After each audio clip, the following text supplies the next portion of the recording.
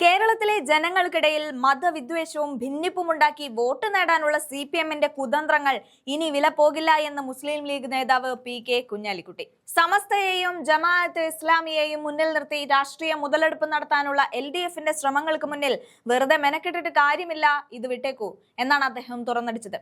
സമസ്തയുടെ നിലപാടുകളെ രാഷ്ട്രീയമായി ഉപയോഗിച്ച് UDF-നെ പ്രതിക്കൂട്ടിൽ നിർത്താനുള്ള CPM-ന്റെ നീക്കങ്ങൾക്ക് കൃത്യമായ മറുപടിയാണ് കുഞ്ഞാലിക്കുട്ടി നൽകിയത്. ആശയപരമായ വ്യത്യാസമുള്ള സംഘടനകളെ രാഷ്ട്രീയവുമായി കൂട്ടിക്കുഴയ്ക്കേണ്ടതില്ല എന്നും അദ്ദേഹം വ്യക്തമാക്കി. ജമാഅത്തെ ഇസ്ലാമിയെ കാലങ്ങളോളം കൂട്ടുപിടിച്ചു നടന്നത് ഇടതുപക്ഷമാണെന്ന സത്യം കേരളം മറന്നിട്ടില്ല. ആ കുറ്റത്തിന് ആദ്യം മറുപടി പറയേണ്ടത് CPM ആണ്.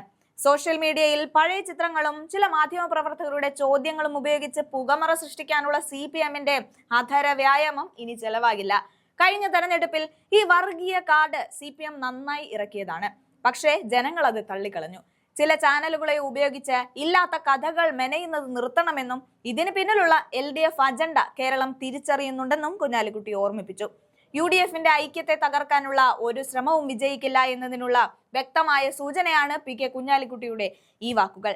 മതനിരപേക്ഷത ഉയർത്തിപ്പിടിക്കുന്ന UDF-നെ ഭിന്നിപ്പിക്കാനുള്ള CPM-ന്റെ തന്ത്രങ്ങൾ കേരള മണ്ണിൽ ഇനി പച്ചപിടിക്കില്ല.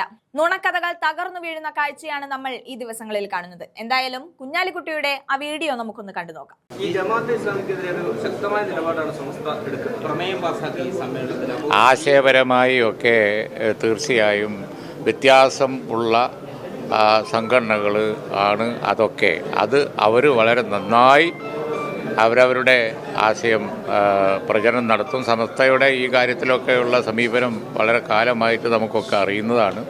അപ്പോൾ അതുകൊണ്ട് തന്നെ അത് നിങ്ങൾ കൊണ്ടുവന്ന് UDF രാഷ്ട്രീയവും LDF രാഷ്ട്രീയവുമായി കൂട്ടിക്കുഴക്കണ്ട, അതിൽ കാര്യമില്ല.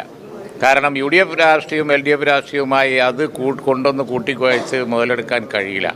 കാരണം LDF വളരെ കാലം കൊണ്ടു നടന്ന ഒരു പ്രസ്ഥാനം, അതിനെ UDF-നുണ്ടെന്ന് പറയപ്പെടുന്ന അല്ലെങ്കിൽ അഭിപ്രായം വെച്ച് അതിന് മുതലെടുക്കാൻ ഏതായാലും LDF-ന് കഴിയില്ല.